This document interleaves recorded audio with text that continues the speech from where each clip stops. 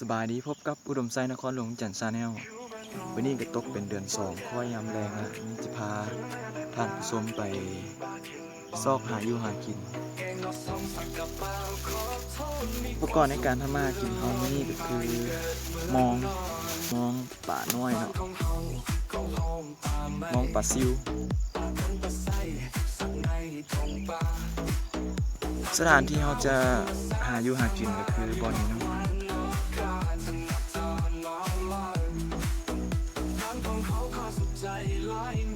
นี่เป็นแม่น้ำขนาดน้อยสิว่าห้วยก็ว่าแม่สิว่าห้องก็แม่ซึ่งเป็นห้วยจากธรรมชาติ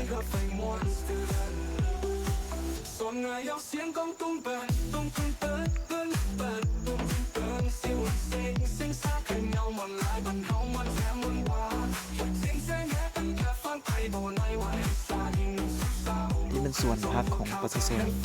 เขตนี้เป็นตัว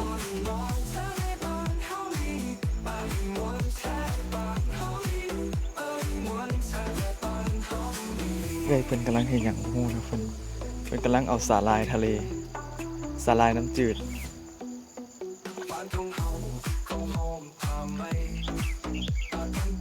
ได้จักโลเลยไง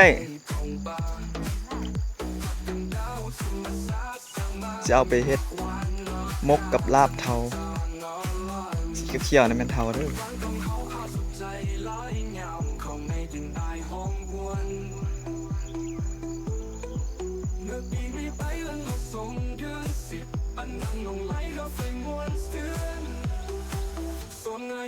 หลังจากเขาได้ใส่มองปลาแล้วเขาก็จะล้อท่าให้ปลาไปถึง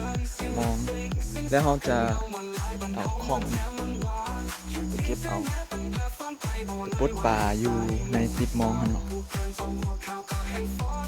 ให้ท่านผู้ชมสังเกตบ้างเนาะส่วนของมองเบื้องหนึ่งเขาจะปักไม้และส่วนอีกส่วนหนึ่งก็เขาจะปักไม้กันในรูปแบบในการเขาจะตัดเอาปลาเขาจะขวางซึ่งน้ำกับบ่เลิกเนาะเขาเหลียวเบิ่งฮอดพื้นจะมีไข่หรือว่าเทาอยู่บริเวณพื้นถ้าว่าป่ามันกินนี่เขาจะสังเกตเบิ่งปอมสีขาวมันจะเหน่งแล้วเขาจึงจะลงไปยามเอาป่าที่เกาะมอง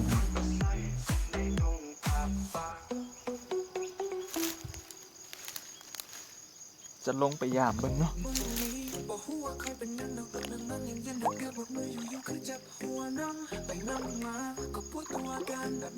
มีปลา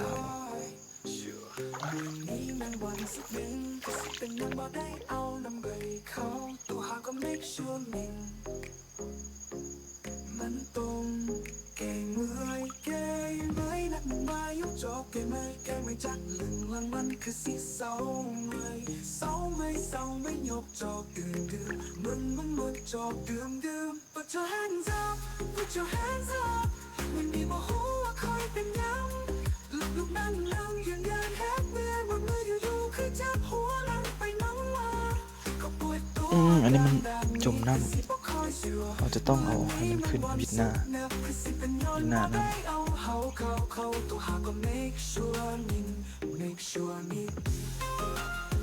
สังเกตมึงแล้วบ่มีป่า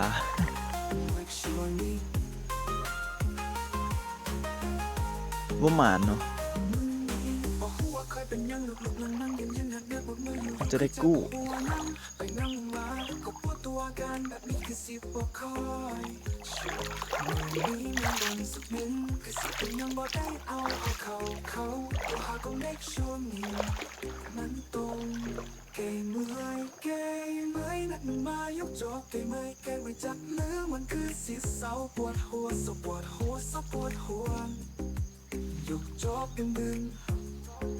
ปลามันชื่อ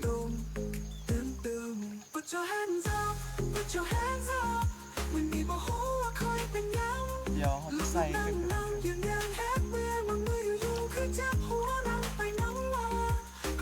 มีเช่าที่ไหน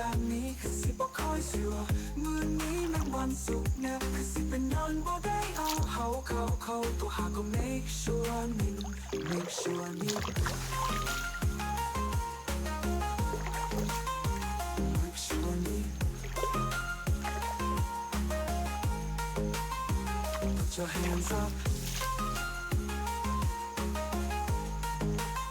Put your hands up. Put your hands up. Put your hands up. Put your hands up. Put your hands up. Put your hands up. Put your hands up.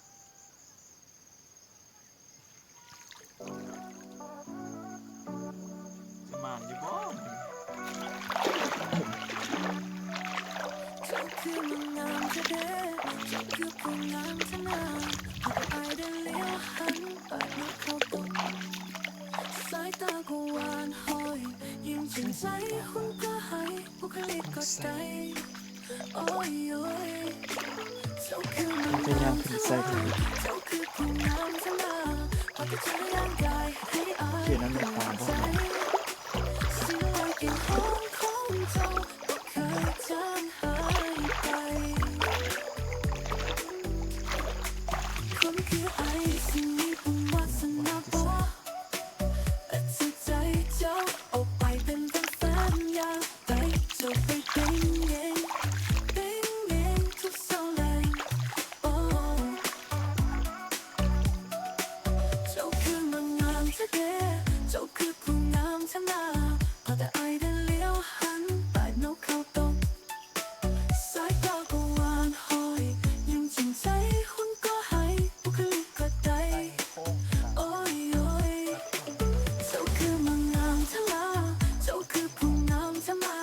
พอแต่เจอร่างกายให้อายหัวใจสิ่งไรกลิ่นหอมของเจ้าบ่เคยจางหายไปบ่เคยจางหายไป แลนฟังนี่ สังเกตว่ามันจะมีป่า ถ้าว่าป่าบ่เข้าแม่นเฮาจะใส่สูตรในการไปไล่ป่าเนาะไล่ป่าเพื่อให้ป่ามันลอยนะถึกมอง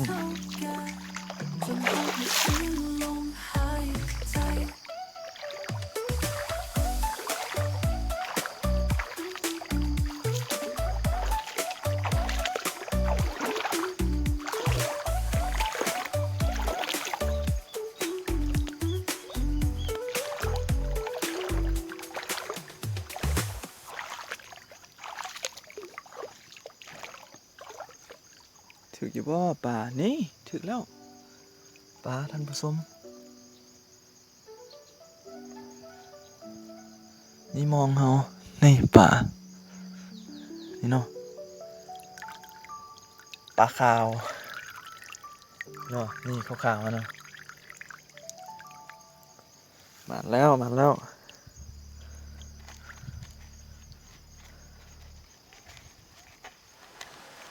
คนคือไอสนิทบุญวัสนาบอก ท่านผู้ชมป่า จิตใจเจ้าเอาไป เป็นกุศลนอนข้า ขาว งกายสิหักเจ้าตลอดไปบ่มีวั อั น นนี้มัน ที่ ป่า ใจสองคนเฮาหักกันตลอดไปจนเท่ากันจนฮอดมือสิ้นลมหาย เพิ่นห้องป่าสิบเอกแต่บ่ฮู้ท้องถิ่นอื่นเพิ่นจะห้องป่า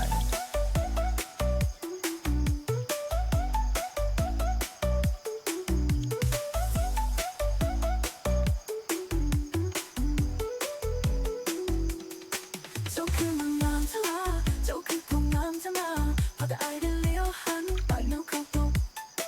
สายตาก็หวานหอยยิ้มจริงใจหุ่นก็ให้บุคลิกก็ได้โอ้ยโอ้ยจนพบว่าสิ้นลมหายใจ ไม้นี่ก็แม่น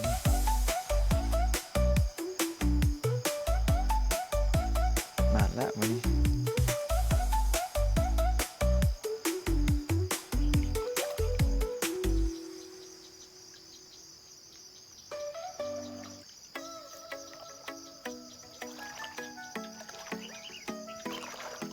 น้องนี้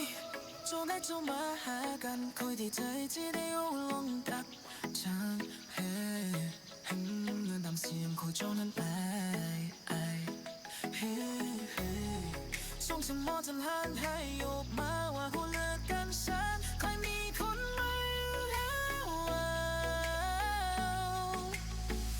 อยบอกเคยคิดเลยว่าเขาจะมาบอกลากันเคยบอกหูเลยว่าผมไม่ทุกทิ้งเลย เดี๋ยวนี้ก็ค่ำแล้วเนาะเดี๋ยวเขาจะใส่ปะเมียนหลังจากนั้นเขาจึงมาคอยยามเขาจะเมื่อเอาโคมไฟหรือว่าไฟสายอันนี้ก็คือป่าที่เขาใส่มองได้ก็ได้ประมาณโลนึงนี่แหละหลังจากนั้นเขาก็จะเอาไปทอดเป็นอาหารตอนแรงพบกันใหม่ในคลิปหน้าสำหรับคลิปนี้ลาก่อนสบายดี อย่าเขียนเอาไว้อย่าเขียนเอาไว้โอ้ยโอ้ยมันหายใจบ่นิ่งบ่ยิงบ่ยิงบ่ยน้องดีจะเรียกเข้ามาหาคำคอยในใจที่ได้เอาวงกัดจูฮือเสียคนจงอันไป